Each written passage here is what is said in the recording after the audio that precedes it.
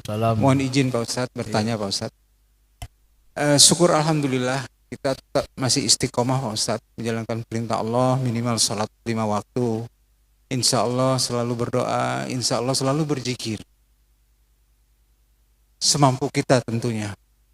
Tapi kita merasa Pak Ustadz, kita merasa ini masih jauh, masih kurang. Sehingga doa-doa kita ini mungkin bukan tidak terkabul, terkabul tapi lama. Mungkin juga sebagian. Apakah hikmah dari ini? Apakah memang kita masih kurang sesungguhnya di hadapan Allah? Zikir kita, istighfar kita pada Allah? Atau mungkin memang Allah sayang sama kita? Justru doa kita belum terkabul karena dipending atau ditunda sampai waktu mendatang pada saat kita dibutuhkan, atau bahkan sampai yaumil akhir baru terkabul. Mohon penjelasannya Pak Ustadz. Terima kasih. Ya, itu jawabannya udah benar semua, Pak. Ya, udah benar semua. Kalau kita meminta yang berat-berat, ya, maka kita harus punya amalan yang berat-berat.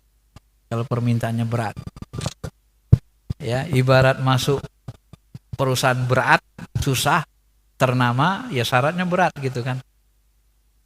Tapi kalau permintaannya ringan-ringan, nah cukup dengan kekuatan zikir saja, rata-rata langsung terkabul cash. Kalau yang berat-berat, dia butuh waktu lama, dia berproses dulu.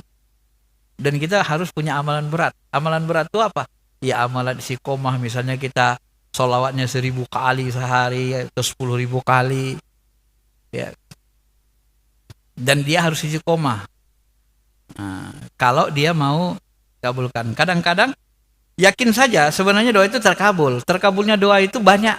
Dulu pernah saya bahas, banyak cara Tuhan mengabulkan doa. Bisa diberikan sesuai dengan diminta, bisa dipending seperti tadi waktu yang dibutuhkan, bisa nanti dirubah dengan yang lebih kita butuhkan.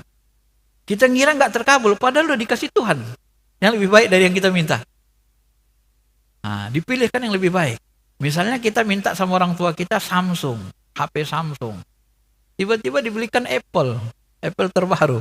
Nah, kita ngerasa kita belum diberikan HP Samsung, padahal sudah dikasih Apple gitu loh. Itu yang lebih bagus kan, lebih tahan lama. Nah, kadang kita nggak sadar begitu. Dipilihkan yang lebih baik gitu. Maka tidak ada buruk sangka kepada Allah Subhanahu wa taala. Dan kadang juga mendidik ruhani kita kan, supaya kita tetap bersabar, didikan. Jadi banyak hikmahnya.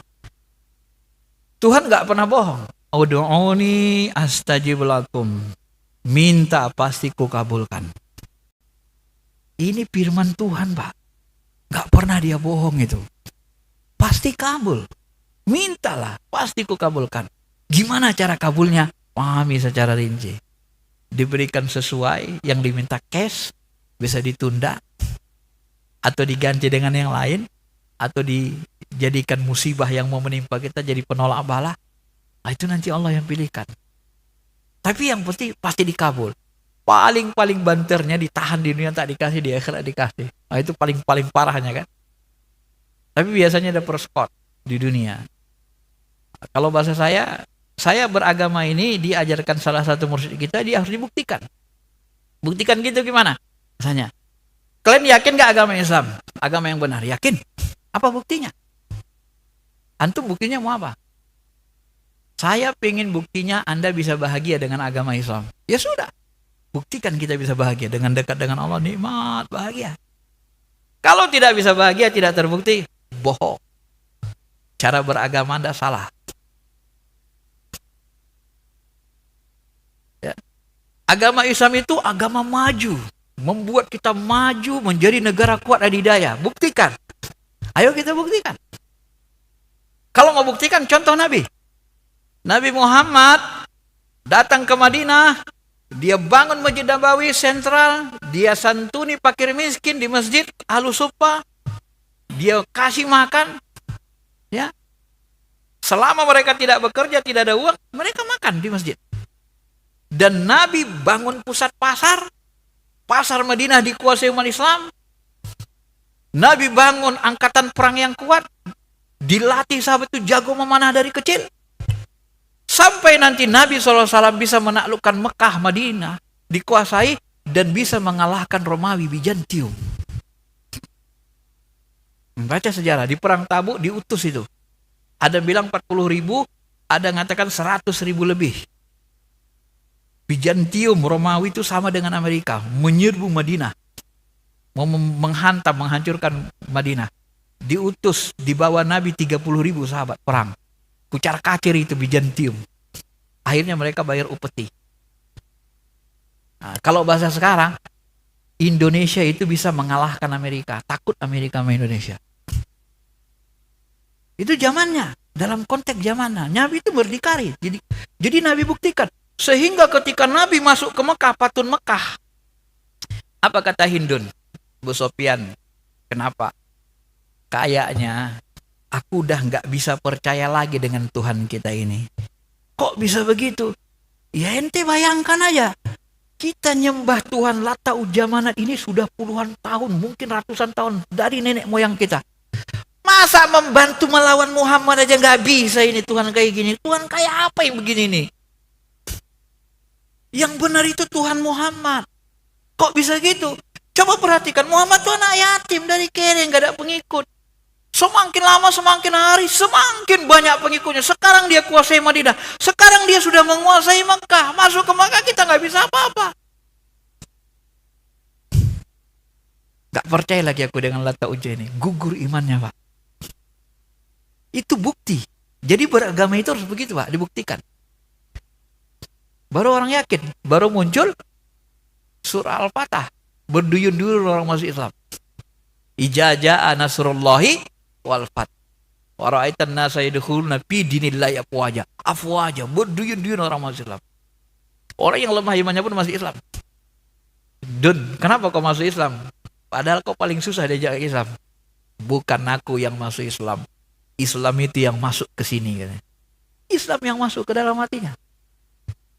Yakin dia, Pak. Jadi bertuhan itu beragama begitu. Kenapa kita mundur umat Islam Indonesia? Ya sebenarnya kita nggak mencontoh Nabi.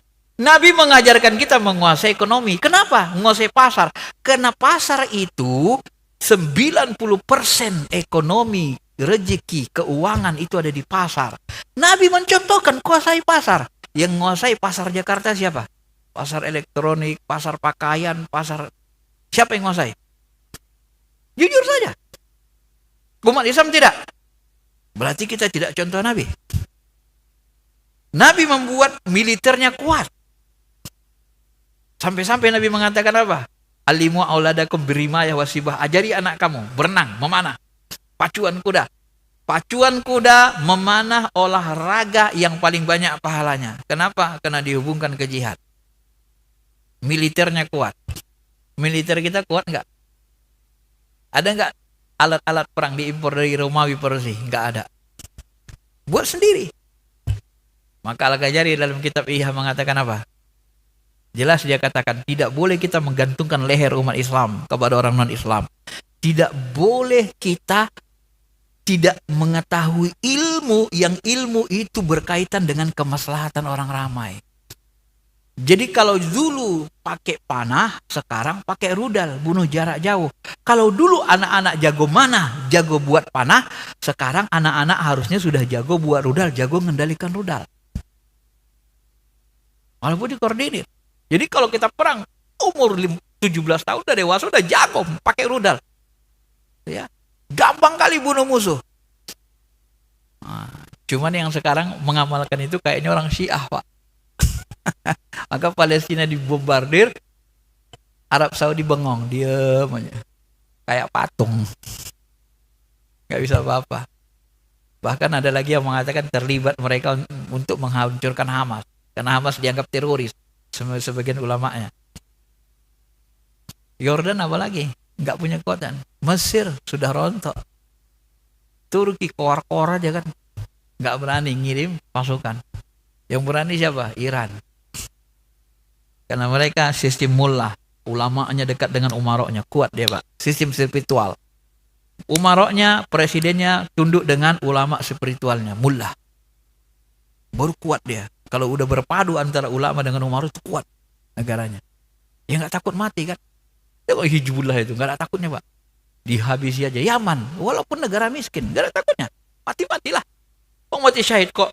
masuk surga, bisa mensyafaati 60 orang keluarga. Ngapain mati sakit kayak Saudi gitunya. Bagus mati syahid kan.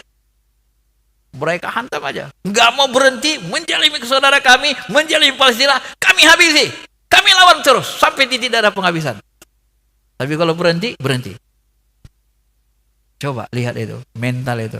Karena mereka berspiritual tinggi, tunduk kepada ulama spiritualnya. Kuat tauhidnya, Pak. Nggak takut mati. Coba Saudi, walaupun kaya raya, nggak ada apa-apanya kan. Rakyatnya nggak bisa. Pasukannya lagi nggak berani. Malah ulama yang menyuruhkan apa Palestina kadang-kadang ditangkap. Ya kan? Menyuruhkan merdekakan Palestina ditangkap. Yang demo ditangkap.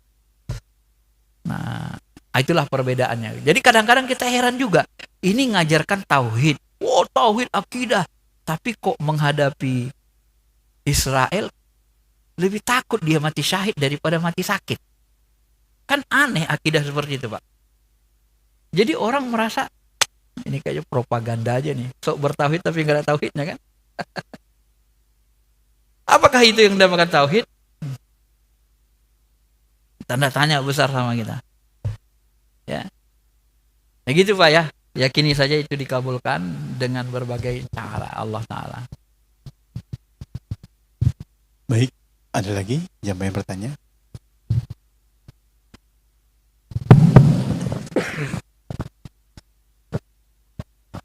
Bismillahirrahmanirrahim. Mohon izin Ustadz bertanya. Ini tentang perbandingan Ustadz. Ada seorang ahli ibadah, setiap ibadahnya dia itu orientasinya itu mencari pahala. Terus kemudian ada seorang hamba Allah ketika beribadah dia orientasinya karena dia itu rindu dan cinta sama Allah. Nah, ini dari sisi pandangan Allah itu seperti apa, Ustaz? Demikian. Assalamualaikum warahmatullahi wabarakatuh. Ya. Ada ilham sir yang diterima guru kita. Isinya begini. Orang-orang yang beribadah karena takut kepada neraka dan pingin surga, pingin pahala, maka aku akan memberikan apa yang dia minta. Ya, minta pahala itu dijahirkan di dunia, jahirkan di akhirat, dikasih surga. Tapi orang-orang yang beribadah karena cinta rindu kepadaku, maka akan kuberitahukan rahasia diriku kepada dirinya. Coba itu Pak. Nah, itulah orang ma'rifat. Maka akan kuberitahukan rahasia diriku kepada mereka. Maka yang tahu rahasia ketuhanan itu rata-rata para mursyid. Rahasia jat, nurjat. Dan ada rahasia-rahasia yang tak bisa dibocorkan juga kan. Supaya orang tidak salah paham. Itu kalam sir atau ilham yang diterima salah satu guru kita. Maka secara umum sebenarnya kemarin kan ada hadis sahih yang sering kita ulang-ulang. Tidak henti-hentinya hambaku mendekatkan diri kepadaku sampai aku mencintainya. Apabila aku mencintainya, aku jadikan dia memandang dengan mataku, mendengar dengan telingaku. Itu kan makom. Yang pertama dalam ibadah itu adalah munculnya rasa dekat. Nah, orang-orang yang berminta pahala ini, dia hanya berkutat kepada rasa dekat.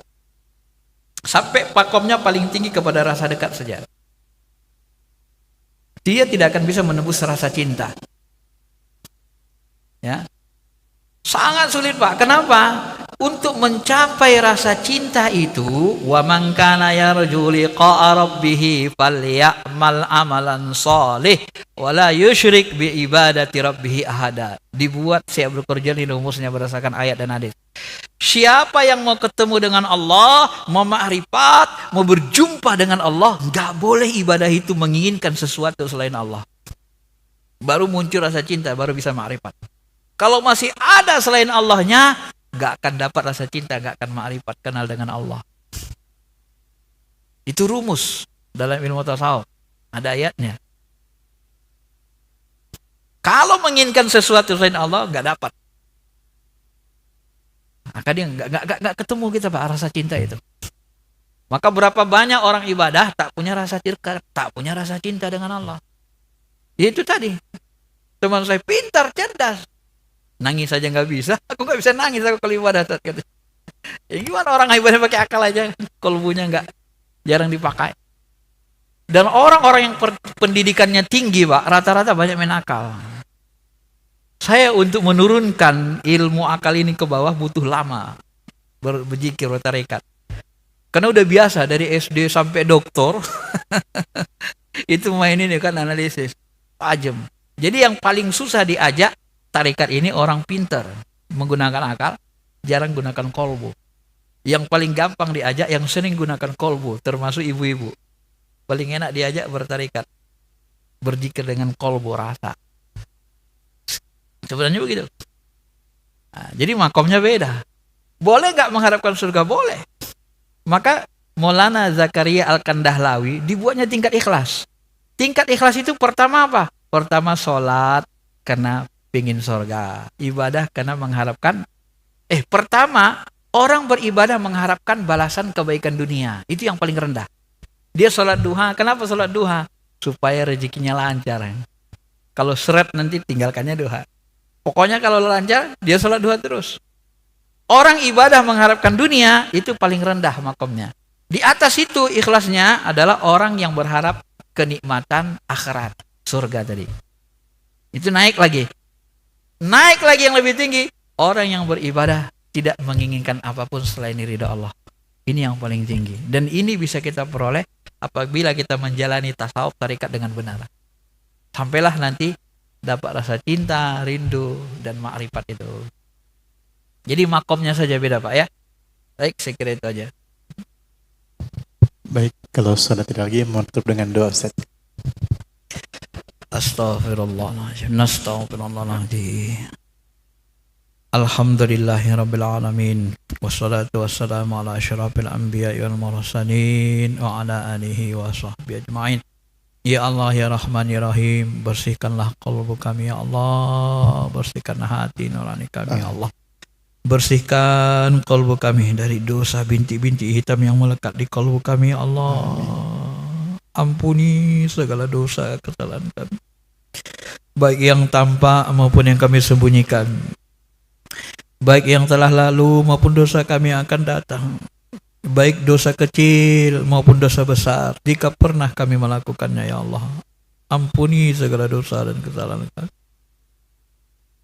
Jadikan kami orang yang senantiasa membersihkan hati, membersihkan diri ya Allah. Allahumma ja'alna minal mutatahhirin.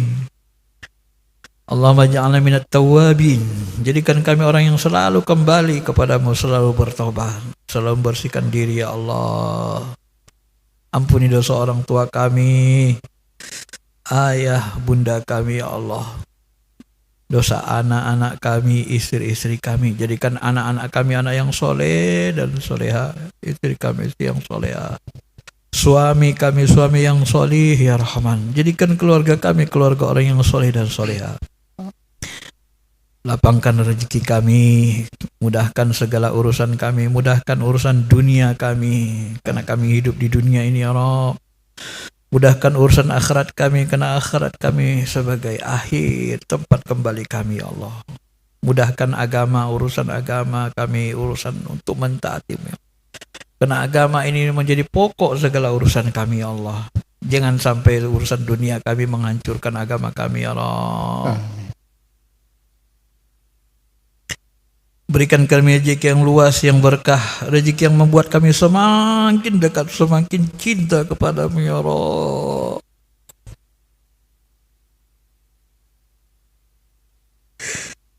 Jadikan segala sesuatu yang berikan kepada kami ya Allah sebagai sandaran rindu kami kepadamu ya Rabb, yang membuat kami semakin cinta kepadamu ya Rabb. Jangan jadikan kolbu kami kolbu yang mati, kasar, membatu ya Rahman. Hidupkan kolbu kami, terangi dengan cahayamu ya Rabb. Allahu nurus samawati wal nawwir qulubana binuril iman wal islam wal hub wal ma'rifah. Terangi hati kami dengan cahaya keimanan, cahaya tauhid, cahaya ma'rifah, cahaya ihsan. Terangi dengan nur jatmu, cahayamu ya Allah. Wahai Tuhan kami, anta nurus samawati wal ar. Kaulah sumber cahaya langit dan bumi ya Allah. Ya ilahana anta maqsudana wa ridaka matlubana.